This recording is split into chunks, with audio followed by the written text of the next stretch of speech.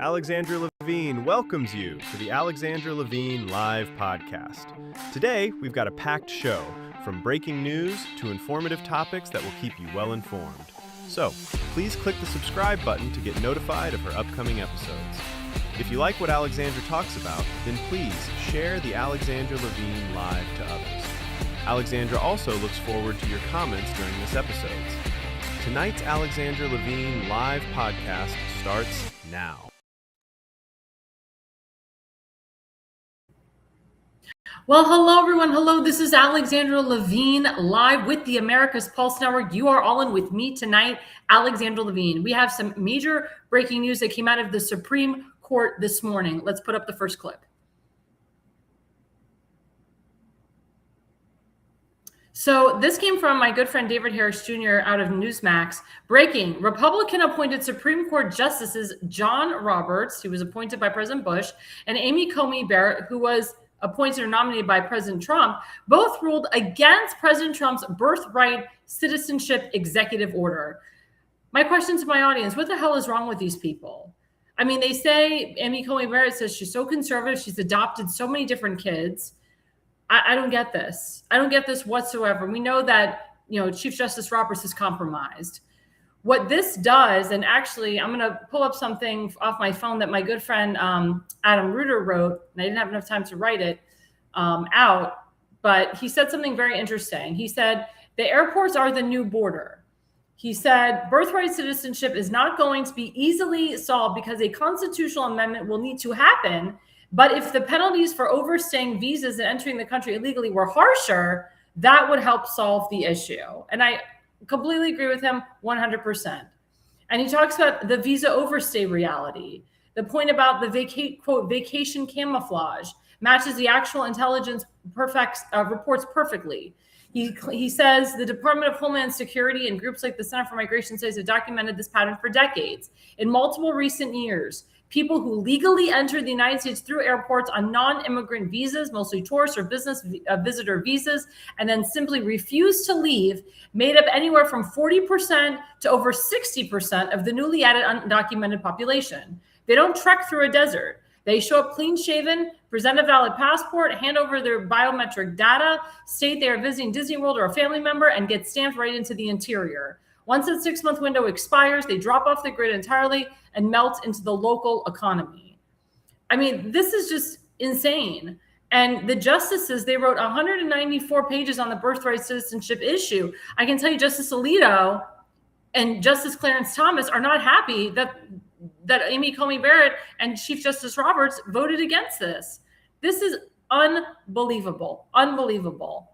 And Adam Reuter said, he says, I hate to say it doesn't surprise me, but it doesn't matter because we've argued the issue so many different ways we've argued the issue, and they all came to the same decision as the Supreme Court, which is ridiculous. Unfortunately, the law needs to change for something to happen. But I mean, this is just, again, asinine to me that they would go against President Trump's executive order, that they would completely, Amy Coney Barrett, who totally surprised us all. Everyone thought she was the most conservative Supreme Court justice, has turned into a liberal. And she keeps going against President Trump every single time. I can tell you Supreme Court justices are compromised. A lot of them do get compromised. I really wholeheartedly feel, in my opinion, that Amy Coney Barrett is compromised. And it's really disgusting to see and to note that these are Supreme Court justices. And it's funny because Congressman Johnny Olszewski of the Baltimore County area, he lives in Miller's Island, but that's not his district. He actually called for term limits for Supreme Court justices. Not a term limit for himself, but a term limit for Supreme Court justices. Well, my question to you, Congressman Johnny Olszewski, who's actually Adam Reuter's cousin, is what do you think about this?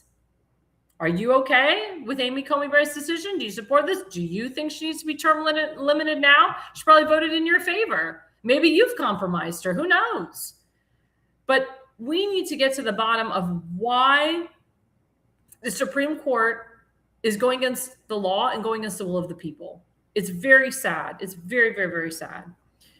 Other breaking news that we have also is President Trump said on his Truth Social account that he is doing a midterm convention September 9th through the 10th in Dallas. As you know, I was just in Dallas at CPAC. That was in the middle of March. So a lot of things are happening in Dallas. So I will be there. Hopefully everybody else will be there. This is great, especially for conservatives or people that are in very tough districts. But also, as you know, there is a huge Senate race that's up for grabs. And we hope that Ken Paxton wins that seat. I wholeheartedly believe he will win that seat. He beat out the Rhino, John Cornyn. And now we have a great chance to keep Texas red and to make it even more red. And then other breaking news that we have is another Supreme Court ruling that happened. So I jumped from I was supposed to go Supreme Court to Dallas, but it's okay. So the second thing the Supreme Court did is they ruled against men playing in women's sports. Well, oh my God, glory be hallelujah. We got two genders. We got two genders, everybody, a male and a female. If you are one of those people that was subjugated or subjected to seeing a man in your locker room, or if you know of somebody who had a man in your daughter's locker room, thank you for calling it out, or continue to call it out. I can tell you, I'm in the insurance industry. We have trainings. There was a trans person in my bathroom with me. It was a man becoming a woman. And these were not independent stalls. They were independent stalls, but meaning it wasn't like one bathroom per person. I was sharing a bathroom with this trans person. And they had an Adam's apple, and I was like 20 stalls away from that person. Now, I can defend myself. I know self-defense. I know Krav Maga. I've been to the gun range. I know how to defend myself. But a lot of people out there do not. You don't want a man in a girl's bathroom. A lot can happen. So I thank the Supreme Court for ruling against men playing in women's sports. But the fact that they had to do this, the fact that we as Americans had to do this, and this was under Joe Biden, actually it started with Obama and then continued with Biden, is asinine and disgusting to me. And God forbid, you can't say that a trans woman is really a man. No, if you're a trans woman, you're a woman. Again, can a man have a period? Can a man use a tampon? I'd like to know where he would stick that tampon, because the only place he can stick it is up his butt and his nose. So again, the whole thing was ridiculous and asinine to me. Thank God we're done with that crap. Thank God we have two genders. And I hope whatever school your children go to, if you continue to take your children to public school or send your children to public school, that you make sure that they teach your kids that it's he, she, and not they, them, it, non-binary, binary, whatever the crap. And if you don't like what the teachers are teaching, you have the right to pull the children out of the school and homeschool them. But I can tell you, under the Biden era, or the auto pen era, we should say, things were so crazy. But now under President Trump, things are much better. I have full faith in our country, full faith in the future. That's why we have to keep moving on. I always say, trust the man, trust the plan. We have to make America great again and keep America great. Now we go into segment one. So segment one talks about celebrating 250 years of America. I can tell you, I will be celebrating it in DC for 4th of July. And if you can see, I have my 4th of July nails. So I have my American flag that's right in the middle. I did it on my middle finger on purpose in case anybody messes with me for loving America. But this is the trend, everybody. This is the trend. So I'm so happy to celebrate America. I'm so happy I'll be in DC and in the Maryland area, and I'll be celebrating in all different parts of the country too. And I'm very, very, very happy that America is being celebrated so well by President Trump. So let's put up the first slide at Real Donald Trump. So my man Donald Trump wrote, big win just moments ago at the Supreme Court in the Slaughter case, confirming presidential power in our country to remove executive branch officers and agency appointees or representatives under Article 2. This decision was long sought by United States presidents dating all the way back to the 1930s. It is such an honor to be the sitting president who won this historic and unprecedented ruling, one of the most important ever given with respect to presidential powers. Thank you for your attention to this matter, President Donald J. Trump. And this was huge. I remember when he was going through this. Thank God, again, I mean, the Supreme Court, they're an interesting bunch because they know the law, they understand the law, they're supposed to know the rule of law. Sometimes they come through for President Trump, sometimes they act like idiots, like with the birthright citizenship thing. But this was something that President Trump was really looking forward to confirming from the Supreme Court, so I'm glad that he got it through. Let's put up the next slide at Real Donald Trump. Oh, I was like, where is it? So this one's really important. So this also stems on the 250 years. As you know, DC was giving him hell. They weren't going to finish the reflecting pool at the Lincoln Memorial. I mean, he's been working on this for months. The goal is to have it done by the 4th of July. And I will be there, and many other people will be there as well. So the reflecting pool, which suffered great damage due to the vandals and radical left scum that hate our country, has been for the past 2 days in full operation. It looks beautiful after July 4th.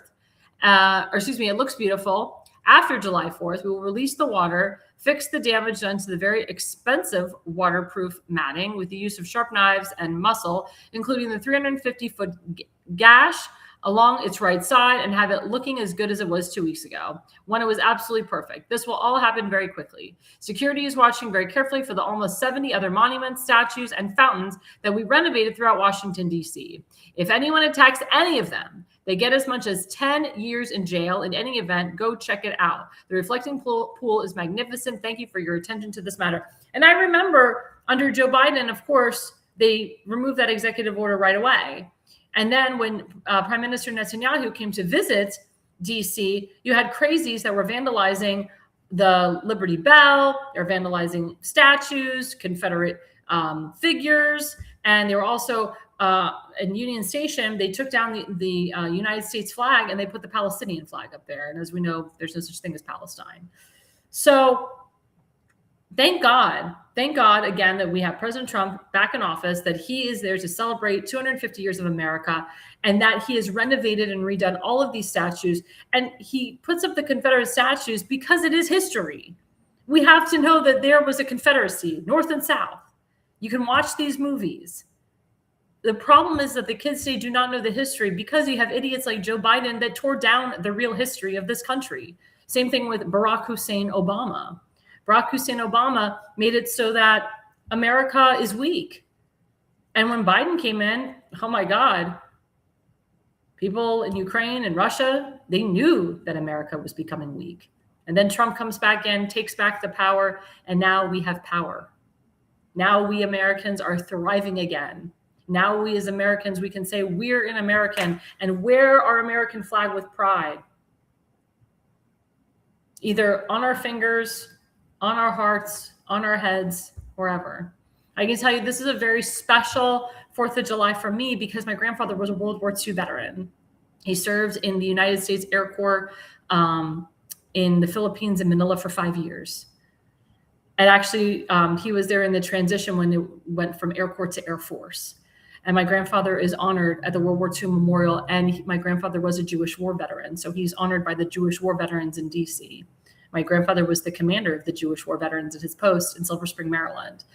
So anything that has to do with veterans, I love. And later on in the program, we're going to have a special guest who will talk a lot about veterans and what he's going to do for the veteran community where he lives. But it's so special, guys. It's so special to celebrate 250 years of America. If you are an American and you hate this country, get the hell out. If you're a congresswoman or a congressman or a senator and you put Somalia first, or you put any other country first before America, get the hell out. If you support Gaza, put Gaza first before America, and you're a sitting congresswoman, get the hell out of our country. We don't want you. We want people here that love our country. We want people here that come here legally, go through the process legally, just like it's supposed to be, just like the law of the land, get your citizenship, assimilate to American life, try to learn the language, because a lot of people come here and they don't learn the language. What if we try to go to your country? What if I wanted to become a Hungarian citizen or a French citizen? I would try to learn the language of the country that I'm going to become a citizen of.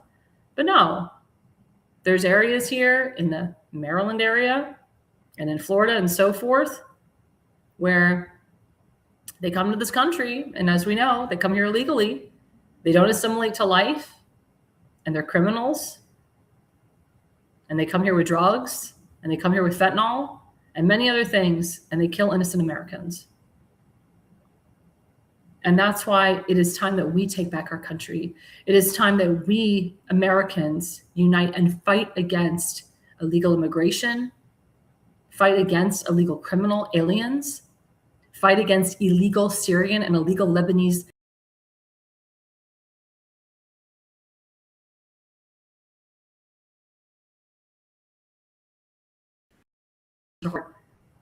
or they be imprisoned, or they need to be imprisoned back in their respected countries.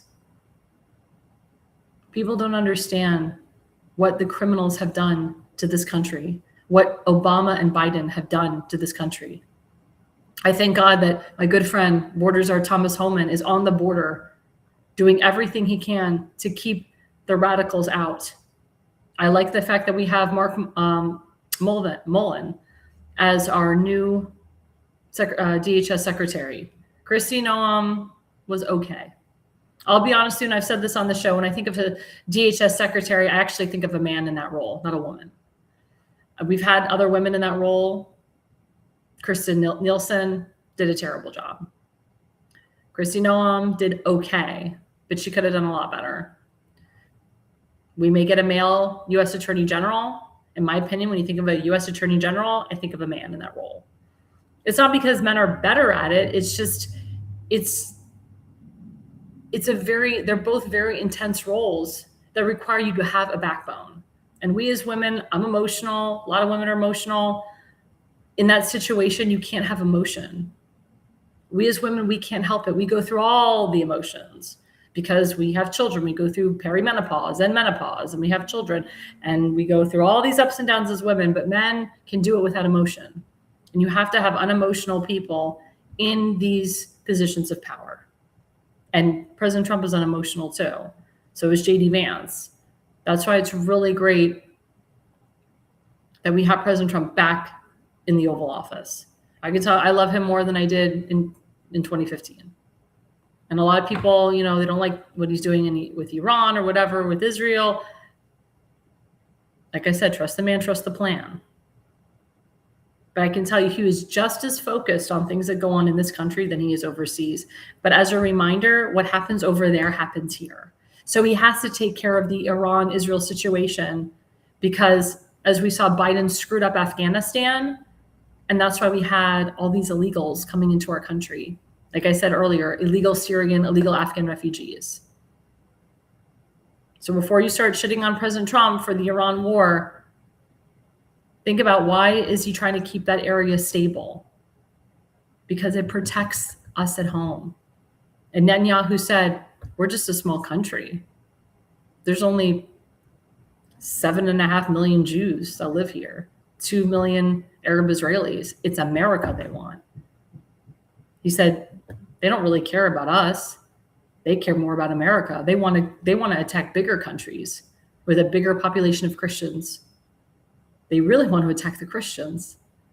They've been attacking Jews for thousands of years. We're nothing compared to Christians. America's a Christian nation. Why wouldn't they want to attack America and get rid of as many Christians as they want? That's why we as Jews, we want to work with our Christian brothers and sisters. We want to take care of you guys. We want to protect you guys because you guys protect us. That's why we have to stand strong and stay with President Trump. Like I said, trust the man, trust the plan. Let's go to the next slide. So this was very beautiful. So this is actually hanging at the Oval Office. It says, a golden gift to the White House for the 250th birthday year. So it's the American bald eagle. And President Trump has actually been in contact with a real American bald eagle. As you know, they are endangered species. There's not a lot of them. I actually encountered a hawk when I was in Ohio, which are also endangered species. So this is so beautiful. Again, for the first time in a long time, we have a president who really loves America, who takes care of Americans, who wants to take care of Americans, who will and always will and does put America first. That's what he ran on. That's what we love about him. And he's honoring America in the most beautiful way. If you guys haven't had a chance, please go to the Great American Fair that's happening in DC. And President Trump wanted to dedicate this whole entire month to celebrating America 250. And why not celebrate at the White House? Why not celebrate it in DC?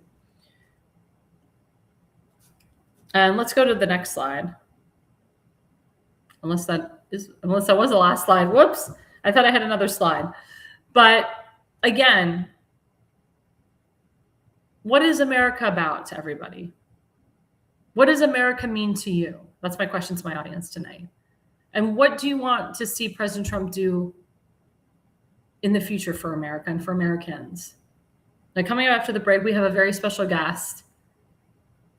As I said before, we had too many illegal criminals come into this country under Biden.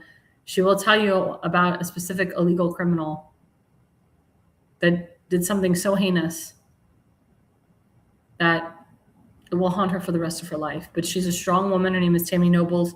She's a brave woman, and she'll be right with us after the break. Now, before we go, we have our sponsor, FoliumPX.com. Toxic heavy metals. This is great before 4th of July. I'm taking it now. I'm detoxing before because, I'm eating kosher hot dogs, which is much saltier than a regular non-kosher hot dog. And I'll be eating sauerkraut and kosher hamburgers with seed oil. I mean, kosher food is so bad for you. But it's bad for you, but it's good for you. But I have to detox fully before I even eat that kosher hot dog or that kosher hamburger. So please, guys, go FoliumPX.com. They have great July 4th specials going on. I love these supplements. These are antioxidants. This will help build your immune system. If you have cancer, this is great. If you have cancer, this is great for prevention of cancer. And again, it is a free radical support if you're trying to get pregnant. These are great supplements to help you get pregnant because it's all detoxing. If you have cysts on your ovaries, ladies, if you have fibrosis or fibroids on your uterus, take these because this will reduce anything and will help you get pregnant. I know I talk to women all the time. It takes so long for them to get pregnant. But if you do these supplements, I'm telling you, it will help. It will reduce any issues that you have. And it also helps the man's sperm. I heard too. It also helps increase the man's sperm supply. It makes the man more fertile. So it ups his testosterone. So please, guys, go to FoliumPX.com. Click on that QR code. Get the discount. Again, July 4th discounts all over the place. And we'll be right back with Tammy Noble. Stay with us. We are live, and we'll be right back after the break.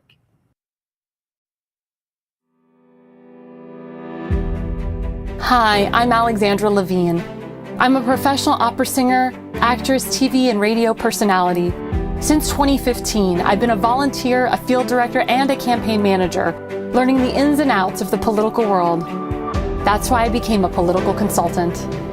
My job is to lead you to victory with organization, structure, and the mindset of winning for your district or state. With my guidance and direction, I can keep you focused on the things that matter to the people and advise you on key issues that need to be addressed. If you're a serious candidate that is serious about winning, then book a consultation with me today. Go to levineconsulting.co. You'll be happy you did.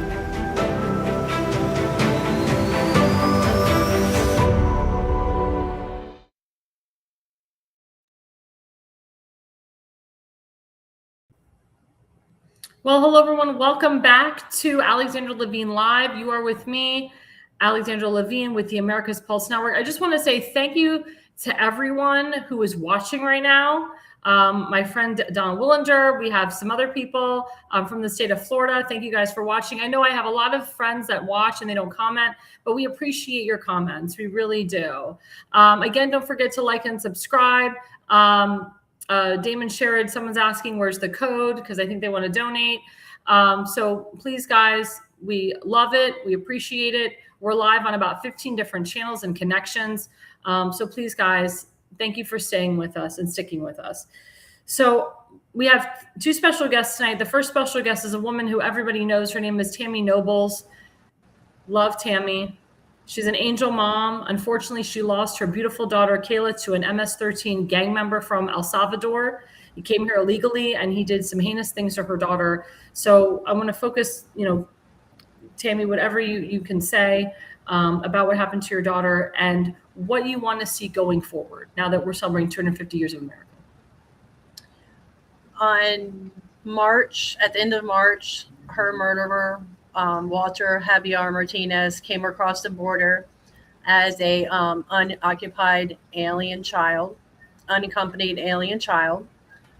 They did not do a background check on him. He was flagged as an MS-13 gang member, and they allowed him into this country. All they had to do was make one phone call to El Salvador and to find out he was flagged as a gang member. He also had a criminal record in El Salvador for illicit gang activity in 2020. He ended up he ended up staying in the same mobile home as Kayla. What happened was we found out that the rent lady that owned these mobile homes, her and her cousin was here illegally, and they owned these mobile homes, and they were renting out rooms to anybody. They just told Kayla and her boyfriend they were living there with a young family with a young child, and the landlady just told them, "Oh, you're getting a new roommate. Make sure you clean up clean up." They did not know their rental rights. They didn't want to say anything because they didn't want to get kicked out. He was only living there for 5 days. July 24th, Kayla just celebrated her 20th birthday. She loved JoJo Siwa with the bows and everything, and she got a JoJo cake, and she went to the pool, had a good day, and little did she know that 3 days later she would be dead on her bedroom floor. He waited till everybody left. He was only living there for 5 days. Kayla and her boyfriend was trying to look for another place to live because they didn't, they knew something was off with him, but they just kind of stayed distant from him, and they were trying to find a place to live, but he was only there for 5 days. He waited till everybody left. He broke into her room in the morning. She ended up calling her boyfriend on voicemail. On the phone, and then it went to voicemail because he wasn't able to answer his phone at work. He went into her rooms. There was a struggle. Everything's caught on voicemail. I have not listened to it. I won't be able to ever probably listen to her last moments. But he took a phone charging cord and wrapped it tightly around her neck and strangled her. And there was a struggle that went on. And then after he killed her, he sexually assaulted her. And he left her on the floor like trash, took $6 from her wallet, and went to lunch with his half brother like nothing happened. You never think it would happen to you, but hopefully it will never happen. But it has happened many times after Kayla. I've been on this journey to try to share Kayla's story since 2022, trying to prevent this happening to any other family because it's a nightmare. And these Democrat officials defending these illegal immigrants, Americans should come first. American safety matters. It matters. Our safety should come first, not those that are not here legally. Where were they when Kayla was being murdered? They never said anything. And I am, thankful for hopefully the new people to come into office. I'm thankful that Tim got up there. I'm so thankful for Dan Cox. Hopefully he'll win. It's funny because he was my lawyer. So, and I'm, just hoping that a lot of people will open their eyes and wake up and see what is happening and what Donald Trump is trying to do and what ICE agents are trying to do. They're trying to protect American citizens. They're trying to protect everyone living here so it doesn't happen to your family. I agree with you 100%. It's so heinous what happened to your daughter, and we will always keep her in our prayers. I want to talk to you about the leadership in your state of Maryland. You have your U.S. Senator Chris Van Hollen, who is fighting to bring back this MS-13 gang member, Kilmar Abrego Garcia, to the point where he actually went to El Salvador on your taxpayer dollar to try to bring him back and sat and had margaritas with him. In your perspective, someone who lost their daughter to an MS-13 gang member, what do you think about that? I am so sick and tired hearing about this Maryland man. Like, I just, wanted to tell, Van Hollen, like, he shouldn't even be in office. How are you allowed to go to another country and pick up this individual that is an MS-13 gang member, is not here illegally? How are you able to do that? Mm-hmm. You need to go over there and live over there and be with them then. If you want to, if you love these people so much, and you go. I was testified in Congress one time, and one of the Republicans asked, if Kamala Harris was right here in front of you, what would you say? And I told them, well, if she loves Walter so much, then she can have him live with her. And they laughed. Like, you should have these people live with you. All these, government officials, your children and relatives are not where Kayla is. You're not in the community. You're in protected, gated community. Your kids go to private schools. Oh, Walter was allowed to go to 2 different Maryland high schools after he murdered Kayla. Human Services put him in school after the Aberdeen Police Department told them that he had to be in a secure location. He was able to go to school with other children. And when I found that out, I was livid. I spoke out about it. They allowed him to go to school after what he did to Kayla. Yeah, the only reason I laughed is I'm laughing because Kamala Harris, as you know, would never take Walter into her home. That's the irony of the whole thing.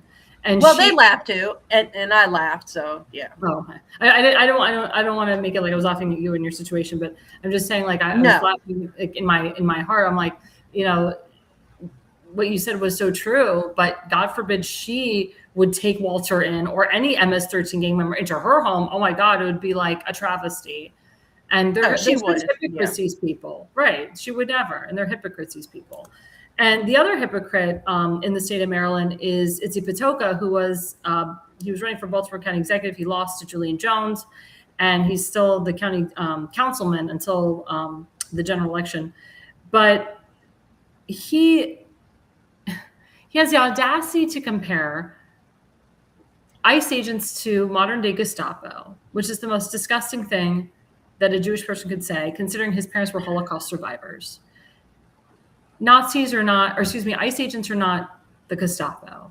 ICE agents are there to help people like you and I. They're there to help Jews like Itzi Patoka and his constituents. And the crime in Itzi's area is so bad, and most of his constituents are Jewish. And for him to bring up the Holocaust and say, I'm a Holocaust survivor, my parents are Holocaust survivors, but we have ICE agents that are like Gestapo. And then he has the audacity to push anti-ICE legislation into the county council. What say you about that? What was that? Oh, sorry. Which part didn't you hear? I can repeat the whole thing. No, I heard all of it. I didn't hear the last question. Oh, okay. No, I was just going to say, Itzi Patoka had the audacity to push, anti-ICE legislation into your county. The county council passed this law. What say you about this? ICE agents are there to protect Americans. They are deporting horrible, vicious people. Just think, Kayla's murderer was 16 years old, almost 17. And he wrote a letter in jail that he has already committed 4 murders and 2 rapes. Almost 17, and he killed 4 people. These are not your kumbaya, whatever people. They are harsh people, and they can live in the community and go under the radar, and you don't even know who they are. Mm-hmm. They could be criminals, and you will be right next to them, and you will not know. Oh, Walter can act like a child. I've seen it. I've seen it in the beginning where he acted like a scared kid, like he was scared to eat in front of them. And then at the end, when he found out she was, that he was being arrested, and they told him he was being arrested for the murder, of Kayla Hamilton, and he was like homicide in Spanish, and he was like, and his whole demeanor changed. He looked so much older than what he was. They can live in the community and you wouldn't even know it until it's too late. And when they take an American life for no reason, you don't have to be doing anything for you to be a target. And they don't care if you're a Democrat. They don't care if you're Republican. They don't care if you're black, white, what background you are. Everybody is a target. I agree. They are getting these nasty individuals out. Have you had a chance to see Walter's parents, meet his parents, talk to his parents? I don't know where his parents is, and he couldn't even speak English. So you think his parents are in El Salvador and they just had him come here illegally? Yeah, his half brother was living in the same mobile home park as Kayla. He didn't even want him living with him. So guess where he gets to go? He gets to go in the same mobile home as these two women and this small child. Exactly. That this rent lady just put him there. Was there any signs of drugs? Did Walter bring fentanyl over this country? Was he doing drugs? Was there anything like that? No. He was smoking weed, but Kayla didn't like the smell of it, and she didn't want to complain to the rent lady because they didn't want to cause any trouble with him because they didn't, really trust him. Of course, I mean, they knew something was up, but they didn't want to cause any trouble with him or the landlady, so. So I know that you were working on legislation with the Senate. You said you had, before you came on, they have Kayla Hamilton's Act, but it's still sitting in the U.S. Senate. It's still sitting there. Unbelievable. State Silence Act is still sitting there too. Yeah. One Democrat went against it. In your opinion, it's still sitting there. It's because one Democrat went against it. They did not like that her bill will do background checks on every UAC from 16 to 18 or 17, like 14, like somewhere around that age, 15 to 17. They will do a background check in their home country, because if they were allowed to do that, then they would have known everything about Walter. And they said, oh, well, they'll be sitting in the detention center longer than needed. What? They need to sit there as long as it's needed because you don't want another American life taken. Correct. Because there's, because they didn't want to do the background check. And why wouldn't you want to protect kids? This protects the kids going over the border because they're putting them in group homes. Would you want Walter, someone like Walter, along with these little kids that are coming across the border? Like, it also protects, American citizens and sex trafficking, and it'll check the sponsors' background, legal status, because he was able to leave his sponsor's house. And she didn't report it until 3 months after Kayla was murdered. Oh my God. She reported him as a missing teen. You know where he is because he's in custody of social services. Yeah. So she was just doing it to cover her ass is what I think. Unbelievable. And it's really sad that actually sex trafficking, child trafficking is a huge business here in America. It's like $1 billion business. And it's really, really sad. They're actually coming out with more movies about it and they're actually true stories about the sex trafficking, the human trafficking that happens and really goes on. Now, my question to you, because I know you've been at the White House, you've seen President Trump, I assume. Have you met DHS Secretary Markwayne Mullin? Have you talked to him personally? I don't think so. I have not. Yeah. Well, I know that's probably coming. It is. Yeah. Now, we talk more on the federal side, and as you know, we're getting a new county council, as you mentioned, Tim Fazenbaker, who's my next guest. What would you like the county council to do to protect more people, to protect young people, so that what happened to your daughter doesn't happen to anybody else? I mean, everybody needs to be, held accountable for, we all need to work together and pass laws and have stuff in place for, safety. Like, how was this illegal immigrant landlady able to even buy mobile homes? Like, we need to have, everybody needs to work together. There shouldn't be my side, your side, whatever. Everybody should care about American citizens and their safety. We all need to work together and to prevent this, get all the criminals out, all the illegal criminals out. And we need to, follow the laws that are there are laws in place, but they're not being followed. There's procedures in place. They need to follow what's there. I agree. And another question to you, as you know, your lovely governor, Wes Moore, and Johnny Olszewski, they signed into law mass amounts of affordable housing to be put in very nice areas and historic areas, especially Fort Howard. Now, they say that the Section 8 housing is for low-income families, but the underlying meaning is they're really going to have it for illegals, illegal criminals, and also convicted felons. What say you about this, about your governor pushing all this Section 8 housing in some historic areas and also really nice areas like St. Rita's Church, for example? Wes Moore is a joke. Like I've already said, I mean, he's a hypocrite. He goes on there and says he cares about the community safety when he found out that Walter was in school, but then you're defending illegal immigrants. So you don't care about community safety. And yeah, I mean, he wants it for illegal immigrants. It's housing for illegal immigrants. What about the homeless Americans who are homeless and the vets that are homeless? You're kicking the vets out and you're putting these illegal immigrants in there. 100%. You shouldn't even, I just hope he is gone and this, that he doesn't do another term. Because I agree with you. He's a disaster. It's turning into a sanctuary state. Mm-hmm. And nobody is safe.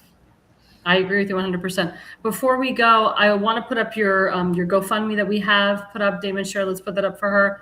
That's a beautiful picture of you and your daughter.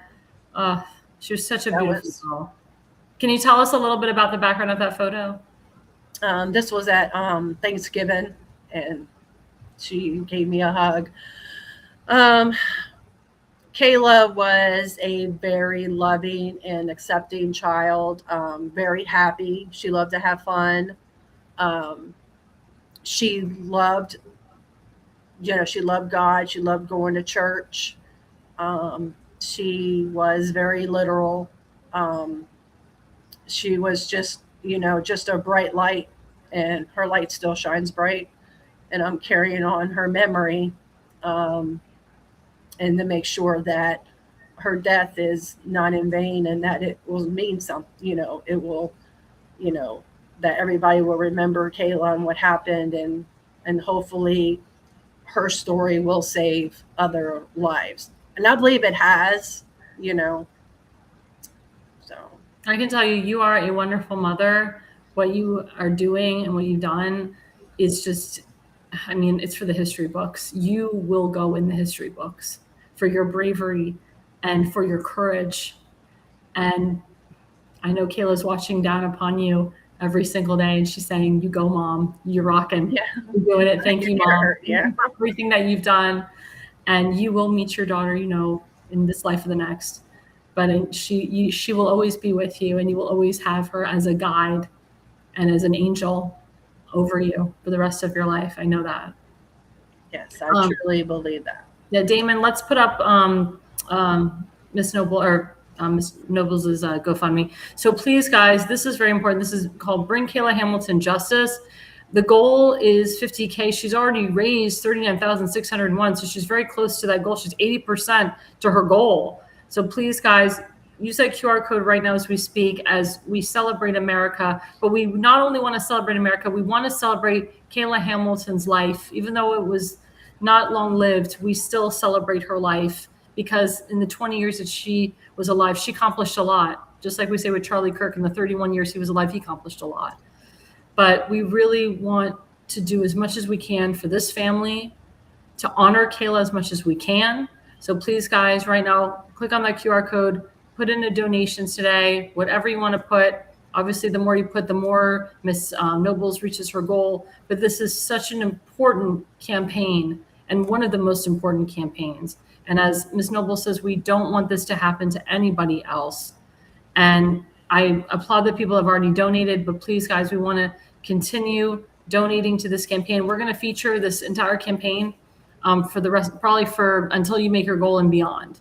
I'm always about exceeding my goals. So even though your goal is 50,000, I hope that you get 100 grand. I really do. Thank you. Of course, because you deserve it. Go ahead. You get the final word. And, you know, the funds have been used for the trial. Of course, that's over. And we used it for the back and forth when we were going to court, and for the lawyers, and also to events that I attend. And everything goes towards sharing Kayla's story and making sure that, you know, I'm able to share her story and be able to have the funds to go share her story, and to make sure that she's never forgotten. She was a wonderful person inside and out. Well, you're a wonderful mom, and you are more than welcome to come on my show anytime. If you have any updates with Kayla Hamilton's actor, just any updates in general, if anything comes up about illegal aliens, illegal criminals, you are, and we don't even have to talk about that, but whatever you want, you are, the door is always open to you. Thank you. I appreciate it. Thank you. Thank you so much. And before we leave, we have our second sponsor, rncstore.com/ALL. Let's put that up. Yep, Richardson Nutritional Center. Again, this is about detoxing during 4th of July, after 4th of July. Like I said, if you keep kosher like me, the kosher hot dogs, they literally will give you a heart attack because they're all full of salt. So we really want to detox. There's natural remedies in here. This also prevents against cancer. This also helps people with stage 4 cancer. This also helps with fertility for men and for women. And we really, really, really want to push these supplements, because I know for a fact that they really do work. I know I have more energy, I've lost weight from them, and we really just want everybody to indulge in these beautiful supplements for 4th of July. There's also some great discounts for 4th of July. So please, guys, go to rncstore.com/ALL. If you don't type in AOL, you don't get the 10% discount. So of course, the more you spend, the more you get off. So please, guys, go to rncstore.com/ALL, type in ALL, get that discount. That's the QR code. That QR code takes you directly to the 10% off discount. So please, guys, click on that QR code. We'll be right back after the break. We have a special guest coming up. Stay with us. We are live. We're live on Rumble, on YouTube, on Facebook, on TikTok, on Spotify, on Substack, on Parler. I mean, we're on 15 different connections. Please, guys, don't forget to like and subscribe. Again, thank you to everyone that has been commenting so far. I will get to your comments in a minute. But thank you, guys, and stay with us. We'll be right back after the break. Welcome to America's Pulse Network. This is APN's very own White House correspondent, Alexandra Levine. This is so amazing and miraculous. We've never had a president in the history of our nation doing this. And we hope to God that he continues doing this forever and ever. Thank you. God bless you, everybody. And God bless President Trump. And God bless you. Hello, everyone. Hello, everyone. This is Alexandra Levine with the America's Pulse Network. I am the White House correspondent right here in the heart of D.C. as President Trump is celebrating 250 years of America and the military. Subscribe and follow America's Pulse Network on the above social medias.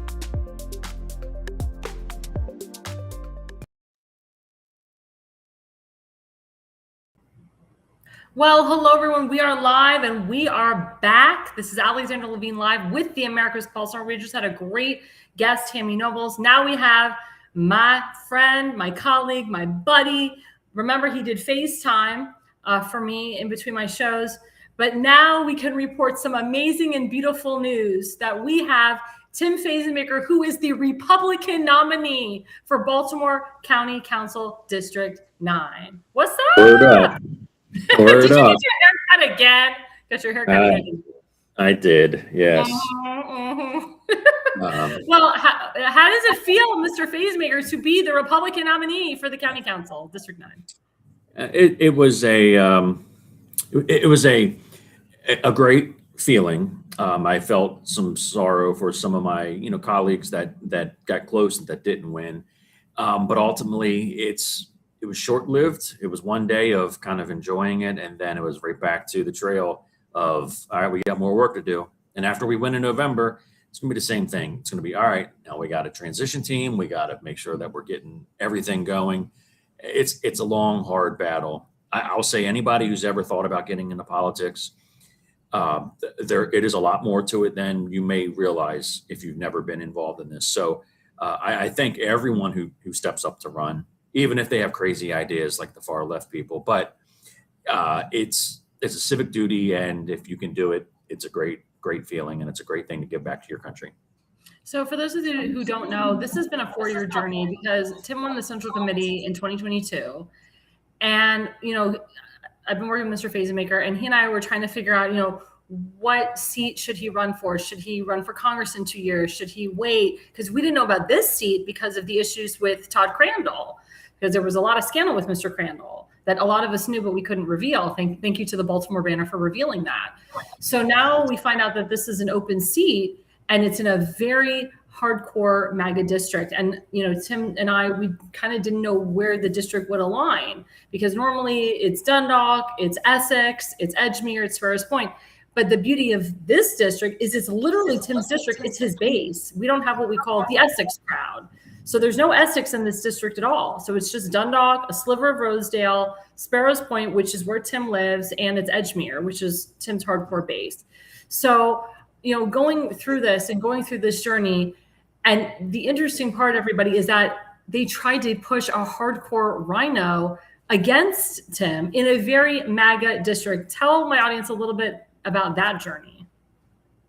So the thinking about what to run for, in a state like Maryland, there's only one reelected congressional Republican, and that's in jeopardy because of the redistricting that may happen here. That's Andy Harris, everybody.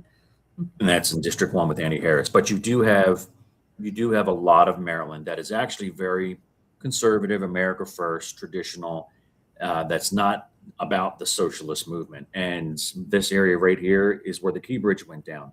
This is a very conservative area where we had the War of 1812. We had 400 years of families living here, having farms, and it's adjacent to Baltimore City. And it's been an area that was the powerhouse of the world. We had that Bethlehem Steel, the largest steel plant in the world. And these are things that, I want to give back to the community, but it has to be innovative to get this community back past its heyday.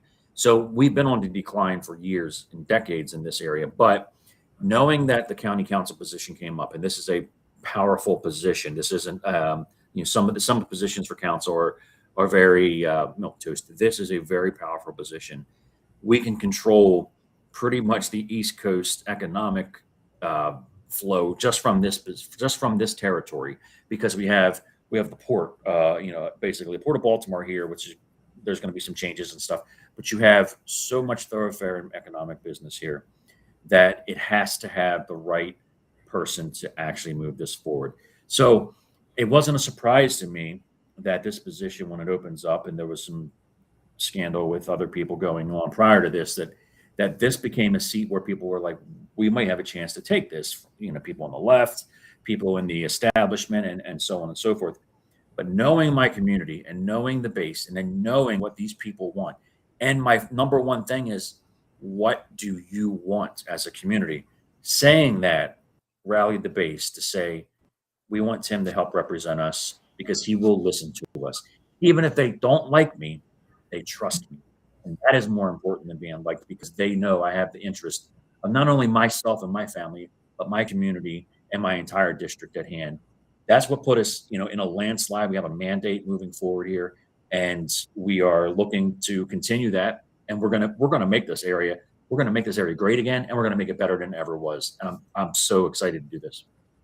So before the election, I should say, you were on the Central Committee. You decided to resign from being a Central Committee member because you wanted to focus on your campaign. Is that correct? Yeah, one of the strengths that I brought to the Central Committee, and if people don't know, it's basically an internal party position that you get elected for from the public.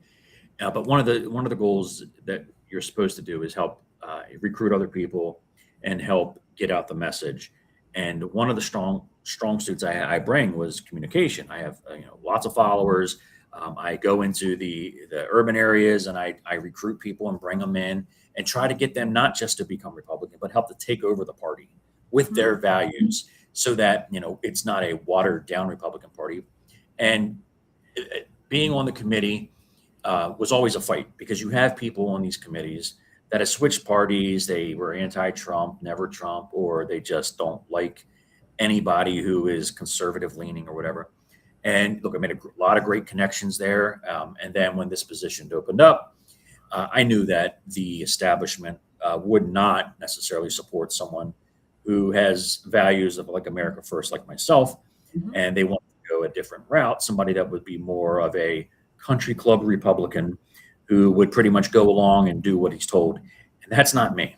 And I knew all along, knowing my community and knowing the American people, that this community was going to rally around making sure that they stood up for me, because I've stood up for them for years. And it's one of the best feelings to hear people say, we backed you all the way through thick and thin, whatever they said and threw at you. We just said, you're not attacking one of our family. And that's why they put me here. And my dog even agrees. They're running around yelling and stuff.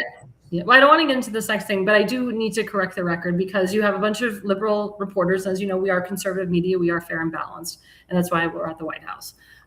So you have reporters that are saying that you are censured by the entire Republican Party, which we all know that's not true.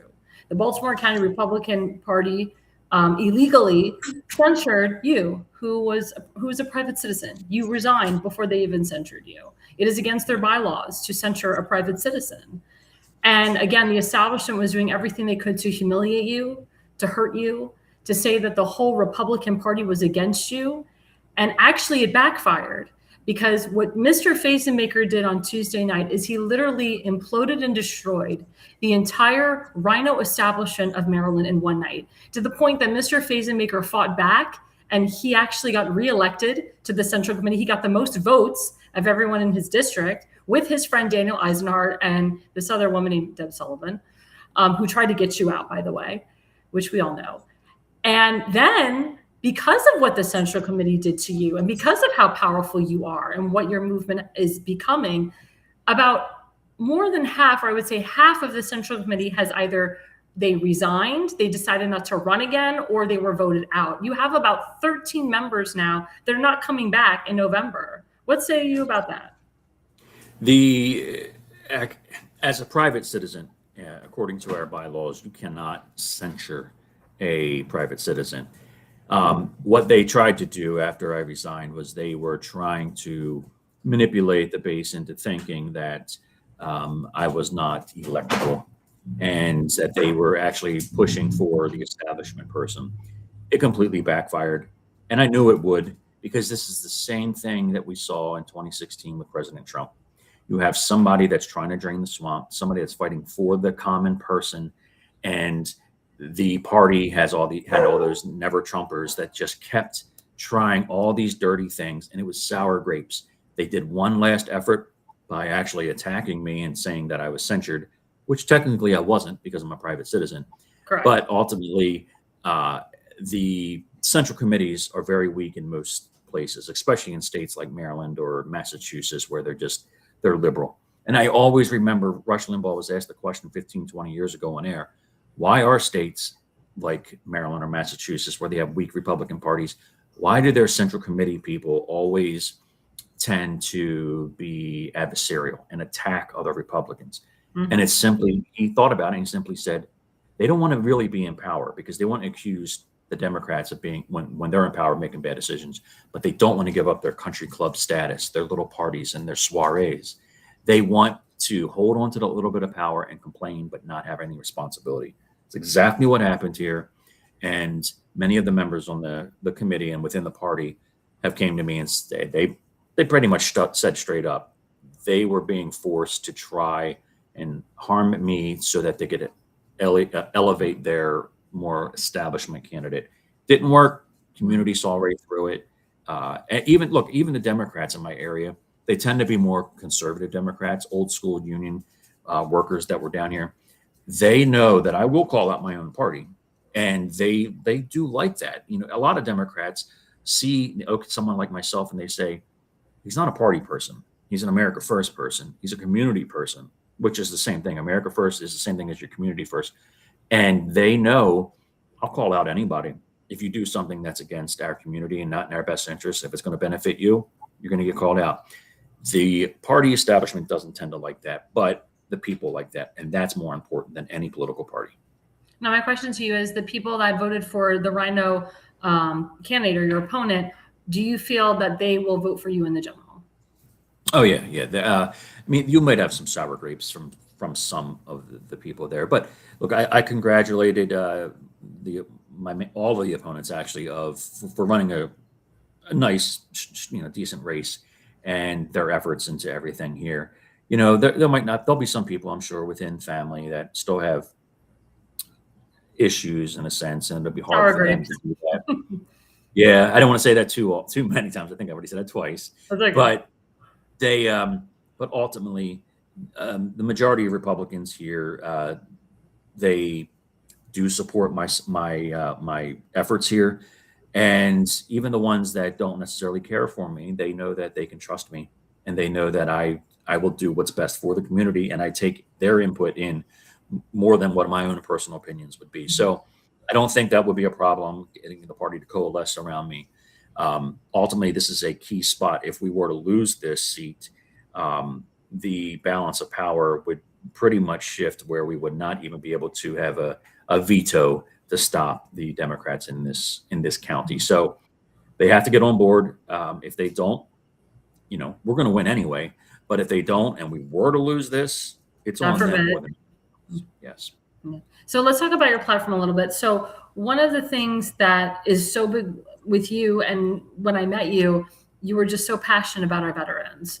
And Fort Howard is your baby. I believe in my heart that you won the primary because of your love for Fort Howard, because you want to hashtag protect Fort Howard, hashtag preserve Fort Howard.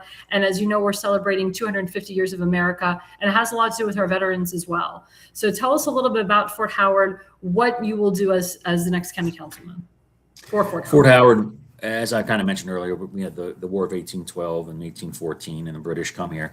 They landed there. And we fought them there before they actually went to the White House at that time and burned down the White House. So this is a Revolutionary era battle area where we take pride in knowing that we fought for our independence here to keep our independence, and we took care of our veterans at this fort for decades. And then 20, 30 years ago, we started to see it become dilapidated. You had two forts like this across the country that ended up being given away by the Department of Veterans Affairs, this area and in Nancy Pelosi's district. And unfortunately, when they gave it away, they just said, here to the county, take this and you can have a lease and do whatever you want with it for 99 years. And ultimately, it wasn't going to go back to the veterans. There are a lot of issues with the land. It's beautiful land. It's on the water. It's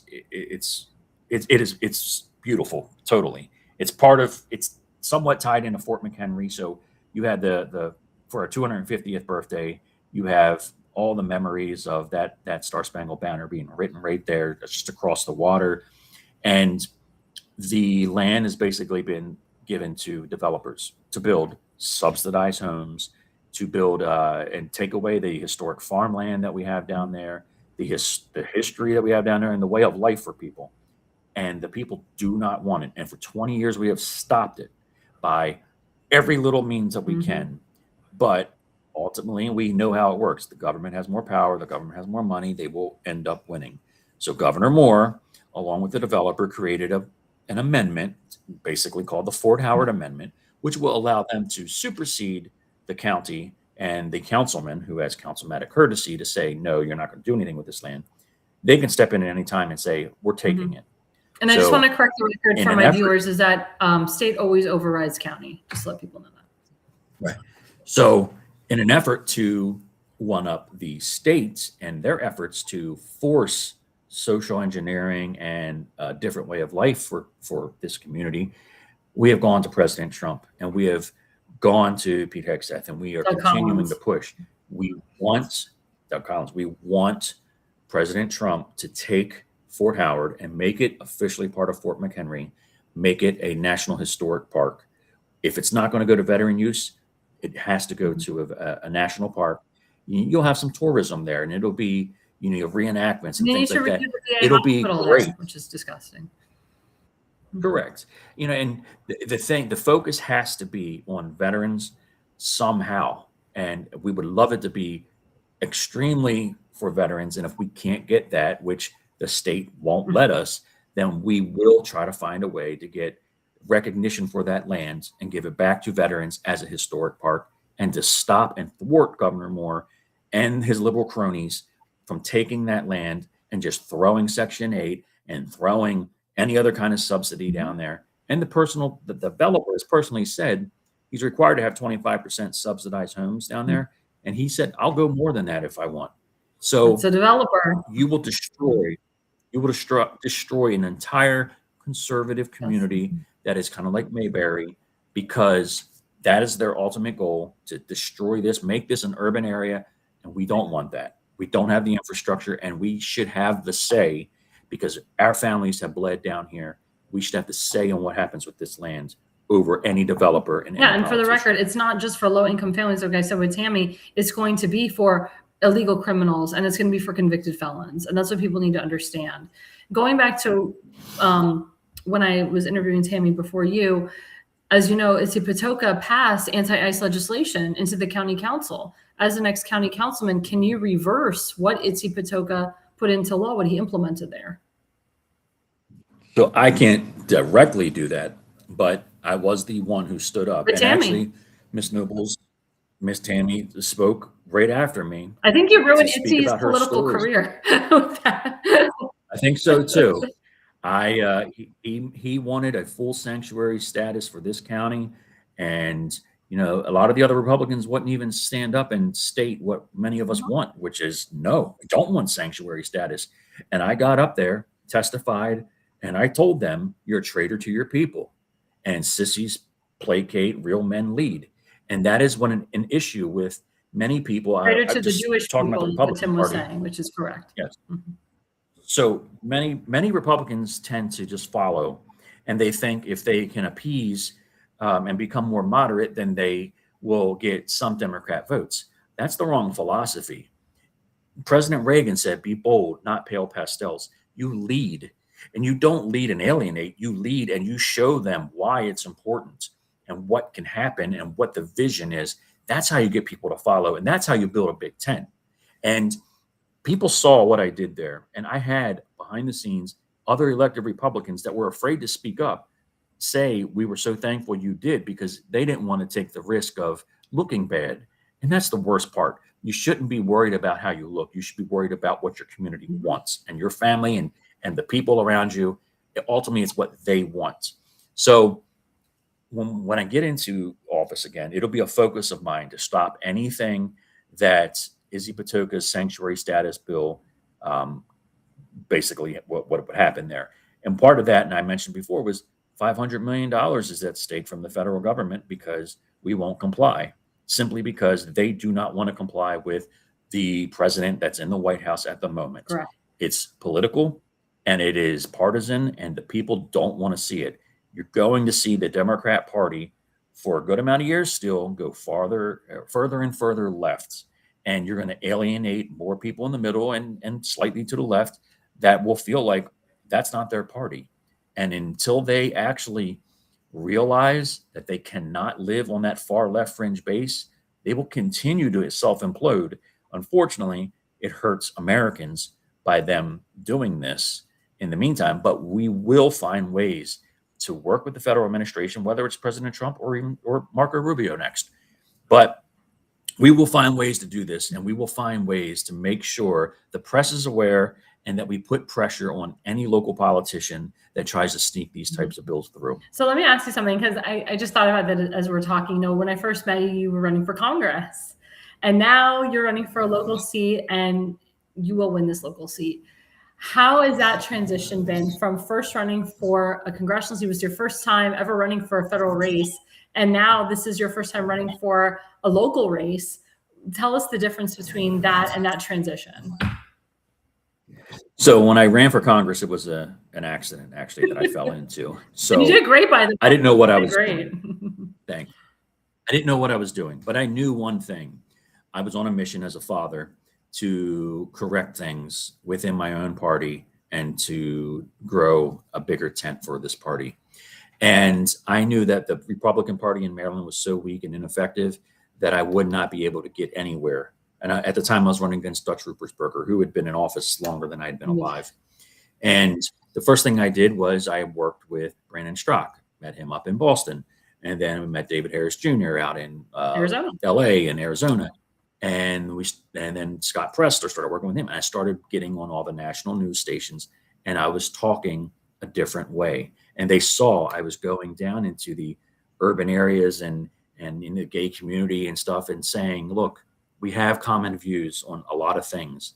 How do we focus this into rebranding our party, make it your Republican Party? Mm-hmm. And that's how people started to grow that movement here. The one thing I really learned in that race was Dutch Ruppersberger, as far left as he was and kind of a war hawk, he had a lot of support from people who were Republicans who did not like anything that he voted for, but he did great constituent services for them.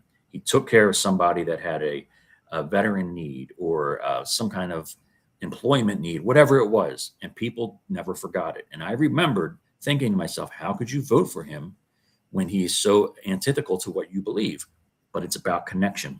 And it reminded me to make sure that it's all about connection with people in my community. So this time around, I had a person comment today that, you know, it was so refreshing that somebody that was in my position helped somebody. And I had to look back, and I found out in December that I helped someone with a personal issue. Don't know what the party is, but I know a lot of them have been Democrats because for campaign signs put in their yards, and they say, I'm a Democrat, but I'm voting for you because, you know, you're my family. And we don't see that, especially when somebody's in a position of power or well-known in the political world. Those people tend not to even respond to a lot of people. They have their staff do it. But I, for years, have done this because somebody reaches out or has an issue, and I want to step in. I want to do what I can to help them, whether it's bringing them food, finding them ways to stay into, you know, their house or apartment a little bit longer if they're having financial issues, school issues, road issues, things like that. So letting them know that, hey, vision, and it's something that I'm willing to share with you, and we can work on it together so that we all have better lives down here. And it's not about socialism. It's about getting you up the best spot so that you can also contribute and be able to give back to the next generation as well. So before you go, I know I had some slides, but I kind of, Damon shared, can we skip to some of the numbers of today coming out for the election? Because as you know, friggin' Maryland, well, that's for the Central Committee. So for the Central Committee right now, Mr. Fazenbaker is up 25.83% against Daniel, 23.83. And Daniel said, "Guy, it would be great if I beat you." For the Central Committee. I wish he would. He's No, an up-and-coming person. Yeah. He's got a great story. Yeah. So, which I'll have to step down from when I become the councilman. You know, I get a quarter of the votes here. Danny and I actually did great in a landslide here, and it's just showing that our community is rallying behind us. Danny is somewhat like a protege of mine. We grew up together for a point, to a point. Great life story. Goes into foster care and comes out and makes for himself. He's going to be there. So he's maybe 4 years behind right now where he's going to get in there. So strong cheer, and I'm very proud of Danny and myself. Damon, can we put up Mr. Fazenbaker showing so far? Yep. So there we go. So actually, so every day of this mail-in ballot counting, Mr. Fazenbaker is going up, which is awesome. So he's right now at 1,500 votes. He is up 40%, as far as I'm concerned. I think the day of the election, you actually won by 41%. I think JD was like at 24%.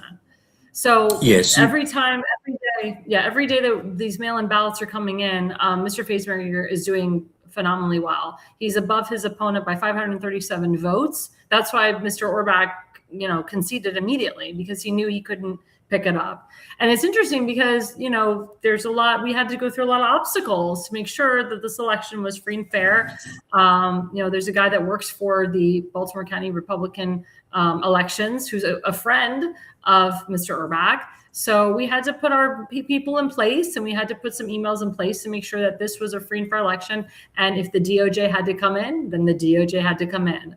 I can tell you guys, and Mr. Fazenbaker knows this, that Rui has confirmed that the certification of the election will be July 6th. They try to do some shenanigans to say, well, we'll certify July 6th, but we may have to, manually recount, and we may not really certify till July 7th. No.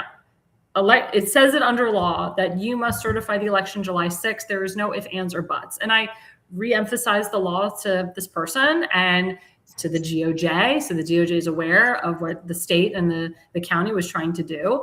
And when the DOJ knows what's going on, it freaks out the county and the state. Because let me tell you something, guys, the county and the state do not want the DOJ to come in and take a look, because they'll call out all the shenanigans that are happening, and they will pull people out if they see any shenanigans happening.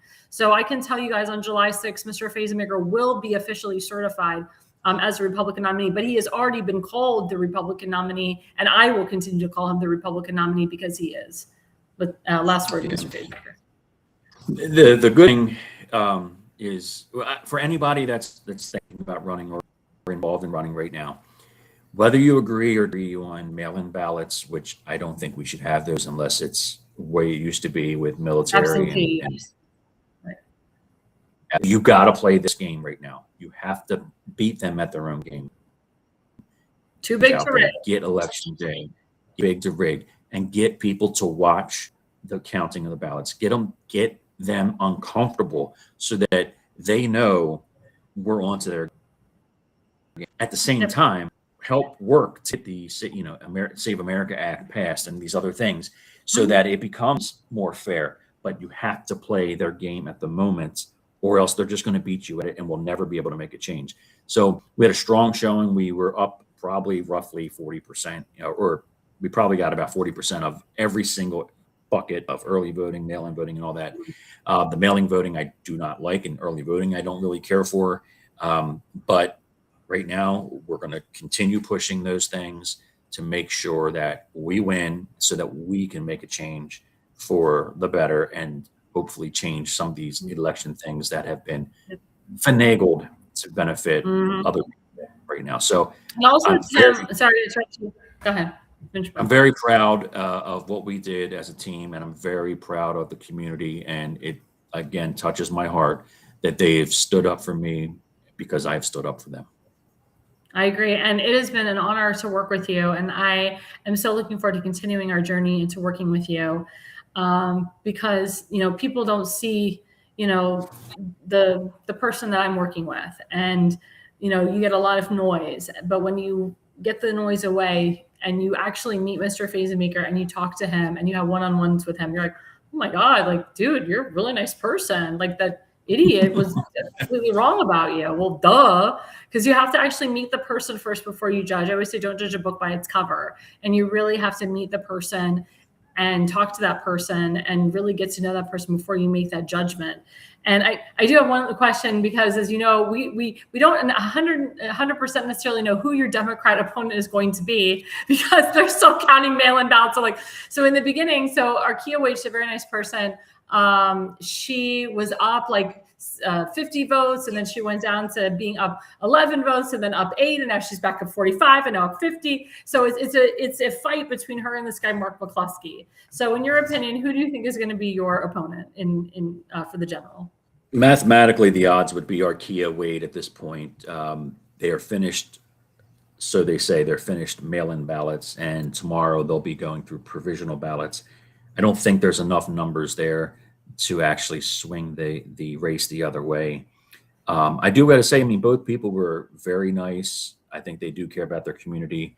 One person aligns with my vision a little more. The other person is different, but no matter who it is moving forward, we will continue to show what we've been doing and our vision and how we're going to do it and how we're going to not just be elected and sit in that seat, how we're going to do things. Whether you like President Trump or not, he's had a vision and he's done things to radically change, a lot of the issues that were going on in this country, and will always be remembered. And that's something we really want to do. I want the next generation and generations after that to look back and say, wow, 100 so years ago, how did this area become such the powerhouse of the world that it's going to become? And we're going to do that. Amen. And also, while I have you on, let's put up your QR code. Damon, let's do it. So you can also find me at timfazenbaker.com. Yep, that's it. And, so that is, yep, go ahead, Tim. Yeah, that's I don't even know where that picture was, but QR codes. I do. That was in Dundalk for the Charlie Kirk vigil that you put together in Dundalk. Sweet. All right. Yeah. So I'm surprised the left hasn't called me out and trying to make it look like I was doing a what's that guy in Maine? Yeah. Oh, the Nazi salute now. Yeah, grand. I know you do have a tattoo, Tim. So do have a tattoo of my daughter's name, and there you go. Actually, but yeah, that's timfazenbaker.com. As you know, we're going to the general. The DNC is going to come hard with their money. We need every Republican to back Tim Fazenbaker, and not just in the state. Tim has gotten campaign funds from people that live in Ohio, Florida, California, different states. You don't have to live in the state and the district to donate, but the maximum is $6,000. And all those people that donated to his other opponents, they can donate now too. Certain ex-Central Committee members, even some Central Committee members, doesn't have to be the Baltimore County Central Committee. Under their bylaws, they can endorse now Mr. Fazenbaker. They can provide money to him. But honestly, it's about we the people. We would rather have the people's support than the party support, because at the end of the day, it's about you. It's about his constituents. Mr. Fazenbaker is not party over principle. He's always principle over party, and that's how it should be. That's how it always should be. What say you, Tim? I would never be a Democrat in this modern era because my values don't fall over there. The Republican Party doesn't have every value that I think I have, but it's closer to who I am. But the thing is, it's always about the principles, the community before a party. And in order to make a difference, you don't start another party. You actually take over the party, and that's what we're doing. You saw President Trump do it, and it is, again, it's a little strange that people are still blinded by not understanding what President Trump has done and what I have done, which is lead by example, do what you say you're going to do.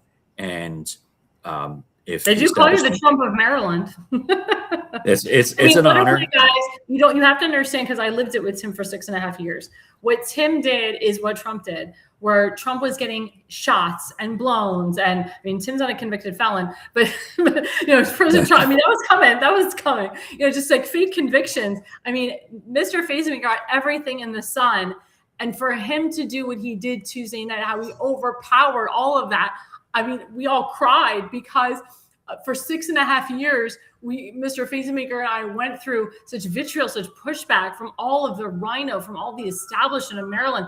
For one man, that's like Trump. It only took one man, Mr. Fazenbaker, to overcome and to take over that whole party and in a way say F you to them, but in a way just it was the people. The people saw the BS. The people, and that's why we thank his voters so much, because they saw through the BS. I want to give a shout out to my friend Dawn, because if it wasn't for Dawn, oh my God, she exposed everything and everybody. And we love Dawn, and Dawn's going to be with us throughout the general as well. Because if it wasn't for people like Dawn and other people that were involved, I don't think other people would have seen the light. And I thank the voters for seeing the light. I thank them for seeing the BS. And I thank you, Tim. I thank you for continuing the fight. I thank you for not backing down. I thank you for the strength that you have, this strong person that you are. And you have phenomenal children. Your oldest daughter just graduated with a full scholarship to college. She graduated third in her class and was valedictorian. And that's a reflection of you and of your wife. So, I mean, just a wonderful man, a wonderful family man. God bless you. Thanks. And don't forget the 4th of July parade. Here, you can pop that in too. We'll be at the 4th of July parade in Dundalk, which is one of the oldest parades, I think, around. Yeah. And 2.5 miles. There'll be another parade in July somewhere else. But we every year we give out rubber ducks. A lot of people, the kids love ducks, and the Jeep people love ducks. So it's kind of our thing now, and it's getting the lame ducks out of office. But I'll say this: when I first got in, and I knew it was going. When I first got into politics, and I knew that it was going to be extremely hard to take on an entire machine, I said, "Build an army," and it takes time, and we did. And you see a lot of other people that were real close to winning that will win next time. And Henry Siskowski, right? So don't just be the spoke in the wheel; be the wheel. And let them be the spokes. That's how you get things done and how you change things. I agree. God bless you, Tim. God bless you. Thank you so much. And again, I'm really excited for our future, for the future of this country, and for you and I's future, and everybody else's future, moving forward. It's going to be great. Thank you. Thanks so much. And before we leave, also, we have a couple other campaigns. We have Justin Murphy, who's running for the United States Senate. Can't forget him. He is the Republican nominee for New Jersey State Senate. So every Republican needs to back this man. Independents need to back this man. You don't want Cory Booker in there. He's awful. He's disgusting. He believes in illegal criminals. He's a disgusting human being. I pushed for Justin Murphy. I had a lot of Jewish people in New Jersey vote for Justin Murphy. He is an awesome guy, very smart guy. We need to back him, and we need to get behind him. And of course, we have our good friend from the Jersey Shore, Damon Galdo, who is the Republican nominee for U.S. Congress in District Number 1. He and Justin Murphy are working hand in hand together. They actually did like a phone banking thing, get out the vote thing the other night, and it was very successful. And they're just going to continue doing fundraisers with each other, working together, helping each other out.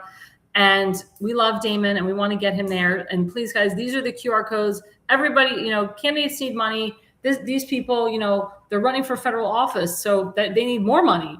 But obviously, it's for a great cause, and it's for America First people, MAGA people, but it's also for people that care about the community. They're not self-serving men. They're not politicians. They actually care about the country. Damon has a wonderful family, wonderful wife, wonderful children, and we need to get back to them, guys. We really need to get back to them.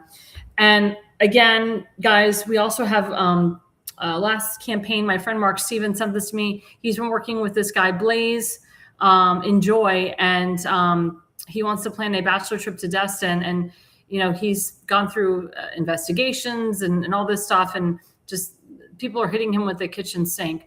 All he wants to do is just enjoy this trip to Destin. So they're only going to raise up to $450. I would like to make that up to $1,000. So please, guys, they're 14% away from their goal, or sorry, they're 14% into their goal. But we really want to get it up to $1,000 if we can, even though the final goal is $450. Please, guys, go to that QR code, donate to help Blaze enjoy his bachelor trip to Destin, because people have been fighting him and fighting him hard. And he's a very good guy, according to my friend Mark Stevens. Again, it's about giving back to the people, giving back to veterans, and that's what it's all about. Well, thank you, guys. As you know, 4th of July is coming. So we want everybody to have a wonderful 4th. If you have a chance, if you're in the Maryland area and you have a chance to go to DC, do it. I'll be in Maryland. I'll be in the DC area all weekend. So please, guys, enjoy. Thank you guys so much for watching. Thank you so much for advice and adventures. My friend Donna Willinger, Deborah Levine, Wellman. Thank you again to my guests, Tammy Nobles and Tim Fazenbaker. Thank you guys so much. Again, the reason you listen and the reason you watch is you are no idiot. America's Pulse Network. The mainstream media is bought and paid for. The truth is twisted to fit their agenda. But America is waking up because podcasts are the future for trusted media. Welcome to the America's Pulse Network. It is a network built by patriots that upholds the Constitution. The America's Pulse Network stands for God, truth, and the America First movement. There is no corporate propaganda, no government spin, just real news, real talk, and real voices fighting for faith, freedom, and the future of this great nation with common sense. Here are some of America's Pulse Network podcasts. Alexandra Levine Live, hosted by Alexandra Levine. Jersey Shore Podcast, hosted by Damon Galdo. The Conservative Corner, hosted by Seth Eisenberg. APN's The Pulse, hosted by Alexandra, Damon, Elena, and Seth. So tune into America's Pulse Network on the following social media platforms: X/Twitter, Rumble, Truth Social, Parler, Facebook, and YouTube. Join the revolution. Because the pulse of America beats for God and country. America's Pulse Network is for faith, family, freedom, and truth.